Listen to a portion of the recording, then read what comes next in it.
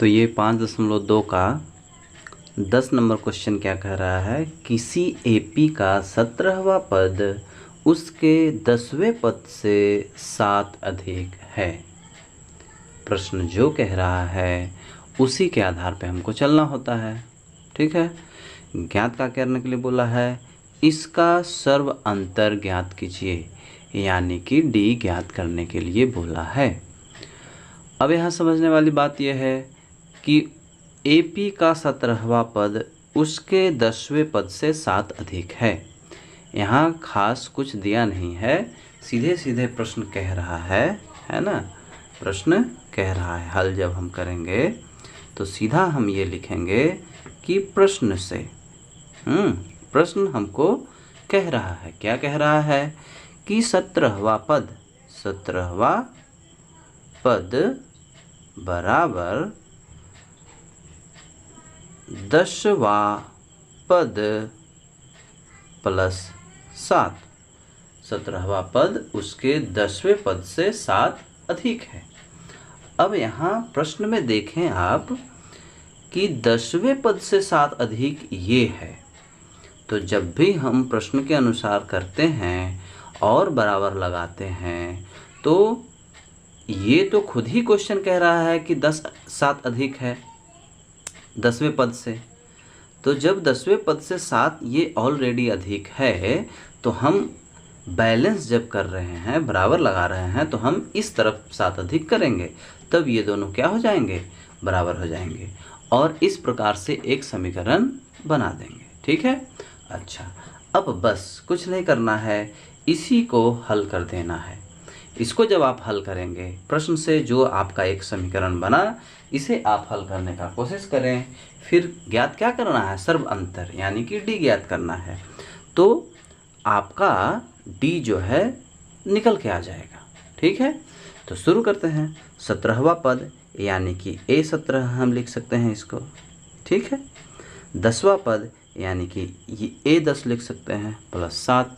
ठीक है, A17 का सूत्र क्या हो सकता है, A प्लस 16D, एक कम हो जाता है, पता ही है आपको, और यहाँ A प्लस 9D प्लस 7। अब ज़रा ध्यान से देखें तो A दोनों तरफ एक जैसा है, और A दोनों तरफ एक जैसा है तो A कट गया, तो यहाँ क्या हो गया 16D, और बराबर में इधर 9D बचा, 16D इधर 9D इधर प्लस 7 इधर है। अब ध्यान से देखिए, जाति जाति के पास आएगा, 9 के आगे क्या है, प्लस है, इधर आएगा क्या हो जाएगा, माइनस हो जाएगा, बराबर इधर 7 अकेला बच गया। अब गौर करें, 16 में से 9 घटाएंगे तो क्या होगा 7, डी का डी लिखेंगे बराबर 7। अब ध्यान से देखें, ये गुणे में है, इधर जाएगा तो किस में हो जाएगा, भागे में हो जाएगा। ये आपका कट गया, तो आंसर क्या आ गया 1, यानी कि सर्व अंतर आप क्या लिख देंगे 1, यही आपका आंसर हो गया। 11 नंबर क्वेश्चन में क्या कह रहा है, एपी 3, 15, 27, 39 का कौन सा पद उसके 54वें पद से 132 अधिक है। अब क्वेश्चन को ध्यान से समझें, तो कह रहा है कि कौन सा पद, आपसे क्या पूछ रहा है, कौन सा पद, यानी कि इसमें कहीं कोई एक पद होगा जो 54वें पद से 132 अधिक होगा। इसीलिए आपसे क्वेश्चन किया है कि वो कौन सा पद है, यानी कि क्या ज्ञात करने के लिए बोल रहा है, n ज्ञात करने के लिए बोल रहा है, कौन सा पद। ठीक है, पद को क्या कहते हैं, n कहते हैं। अब हिंट क्या दिया है, उसके 54वें पद से 132 अधिक है, उसके 54वें पद से 132 है अधिक, कौन सा पद।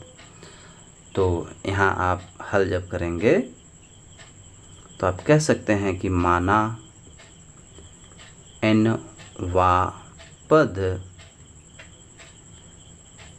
54वें पद से 132 अधिक है। अब इसके आधार पे समीकरण क्या बन सकता है, n कैसे निकालते हैं, आप an के सूत्र द्वारा ही n निकालते हैं, यानी कि ये जो है 54वें पद यानी कि A54 से 132 अधिक है। समझ में आई बात। अब ए एन का सूत्र क्या होता है, a plus n minus 1 into D. A54 का सूत्र क्या हो जाएगा, एक कम करके a प्लस 53 डी प्लस 132। अब कुछ नहीं करना है आपको, ध्यान से देखें तो आपका ये एक प्रकार का समीकरण बन गया। आपको n निकालना है तो करना क्या है, थोड़ा सा दिमाग लगाना है।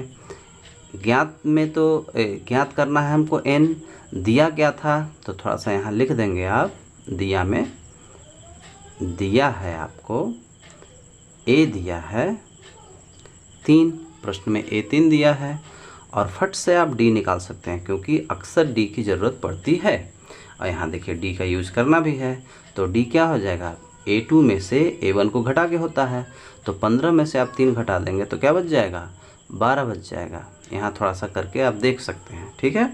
चलिए अब इसको यहाँ हम यूज़ कर लेंगे। तो वैसे देखा जाए तो a3 दोनों तरफ रखेंगे तो वो कैंसिल हो जाएगा, तो इसको आप ऐसे भी काट सकते हो, बिना रखे भी काट सकते हो, रख के भी काट सकते हो। अच्छा, हमको निकालना क्या है, n निकालना है, तो n को छोड़ दीजिए यहाँ पास। d क्या है आपका 12 आया है, और इधर से क्या है 53, सॉरी d है तो d का मान यहाँ रखेंगे 12 प्लस 132, ठीक है। अच्छा अब देखिए n हमको निकालना है, तो n माइनस 1 यहाँ 12 है। अब यहाँ गुणा कर लेंगे आप, तो 53 में 12 का गुणा करेंगे, आपको गुणा करने आता ही होगा। तो जैसे ही 53 में 12 का गुणा करेंगे 636 आएगा। यदि गुणा आपको नहीं आता है या कोई भी क्वेश्चन आपको बेसिक का नहीं आता है तो आप प्ले स्टोर में जाके बेसिक से संबंधित हर तरह का क्वेश्चन आप सीख सकते हैं। आगे देखिए 132 को लगे हाथ आपको जोड़ लेना है, ठीक है। यहाँ देखिए ये ऐसे या आप लिखते जा सकते हैं, n माइनस 1 ये 12, अब ये जोड़ लेंगे तो 6 और 2 8 हो गया, 3 3 6 हो गया, और ये हो गया 768। अब कुछ नहीं करना है, ध्यान से देखें, ये n माइनस 1 है, गुणे में 12 है, 12 को इधर ले जाएंगे तो किस में हो जाएगा, भागे में हो जाएगा। अब इसको काटना होगा तो यहाँ भागा देना है। अब ध्यान से समझें, भागा हम देखे आपको दिखा देते हैं। वैसे आपको भागा अच्छे से यदि नहीं आता होगा तो आप क्या करेंगे, प्ले स्टोर में जाएंगे और भागा भी सीख लेंगे। तो 12 छक 72, 12 का पहाड़ा आप पढ़ेंगे तो 6 बार में 72 आता है। उससे आगे जाएंगे तो 12 सत्ते 84, ज़्यादा हो जाएगा, ज़्यादा हम लगा नहीं सकते, तो ये 4 आ गया, ऊपर से आ गया 8। अब 12 चौक 48, यानी कि 64 बार में। कितने बार में आया, 64 बार में। तो यहाँ देखिए n माइनस 1 बराबर क्या लिख देंगे हम, 64, और आगे बढ़ाएंगे आप तो माइनस में है, उधर जाएगा तो किस में हो जाएगा, प्लस में हो जाएगा। तो n बराबर आपका क्या आ गया, 65 आ गया। तो आपसे क्या पूछा था कि 132 है, कौन सा पद 132 अधिक है 54वें पद से, तो बोल दीजिए कि 65वां पद 54वें पद से 132 अधिक है। इस तरह से आपका आंसर हो गया। 12 नंबर क्वेश्चन में देखिए ध्यान से, दो समांतर श्रेणियों का सर्व अंतर समान है। सर्व अंतर डी को कहते हैं, यानी कि डी समान है, यानी कि डी टी ही रख लेंगे, कोई नंबर भी रख सकते हैं, उसके लिए कोई दिक्कत नहीं है, लेकिन डी से ही काम चलाएंगे। यदि उसके 100वें पद का अंतर 100 है, तो प्रश्न क्या दिया हुआ है, प्रश्न में कि 100वें पद जो दो समांतर श्रेणियां हैं, है ना, उसके 100वें पद का जो अंतर है वो क्या है, 100 है। तो 100वें पद का अंतर 100। तो इसको समझने के लिए थोड़ा सा देखिए, दो समांतर श्रेणियां हैं, यानी कि एक AP फर्स्ट ये हो गया और एक AP सेकंड हम इसको लिख दिए, ठीक है। इसमें जो है A1 A2 लिख दिए बड़े में, और इसको A1 और A2 छोटे में लिख दिए, ठीक है। इस तरह से है, क्योंकि कोई नंबर लेना नहीं है हमको। क्यों? क्योंकि बिना नंबर के इसको हमको चलाना है। तो दो समांतर श्रेणियों में 100वें पद का अंतर 100 है, यानी कि इन दोनों में जो 100वां पद होगा उसके बीच का अंतर 100 है। तो ये जो AP फर्स्ट हुआ, तो ये AP फर्स्ट का 100वां पद है, और ये AP सेकेंड का 100वां पद है।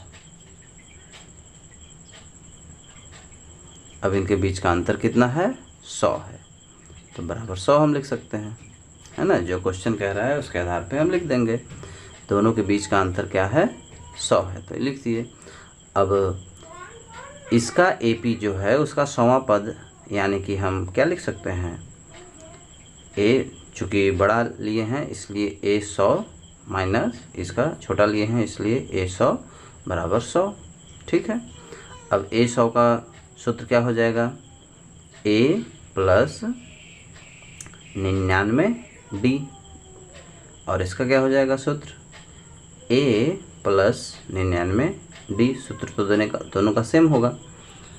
अब चूंकि इसका सूत्र है दोनों है, तो इसलिए कोष्टक हम इसका क्या रखेंगे? बंद रखेंगे। अब ध्यान से देखिए, तो ये 99D है। अब D दोनों में हम नहीं चेंज कर सकते क्योंकि D समान है। माइनस का जब इसमें गुणा करेंगे तो minus plus minus A, minus plus minus 99D बराबर 100। अब ध्यान से देखेंगे तो ये प्लस में है और ये क्या है? माइनस में है। तो A माइनस A बराबर 100 आ गया। इसको आप पहला समीकरण कह सकते हैं, इसको पहला समीकरण बोल सकते हैं। अच्छा, अब हमसे पूछा क्या है, तो 1000वें पद का अंतर क्या होगा? तो पुनः इसी प्रकार से जो है हम इस क्वेश्चन को आगे बढ़ा सकते हैं। क्या लिख सकते हैं कि 1000वें पद का अंतर, है ना, AP1 का और AP2 का, है ना, क्या है वो हमसे पूछ रहा है, तो क्वेश्चन मार्क बना दीजिए, ठीक है। अच्छा, 1000वें पद को क्या लिख सकते हैं? A1000 है, इसको छोटा है तो छोटे वाला 1000 बराबर वॉट। अब इसका सूत्र क्या बन जाएगा? A plus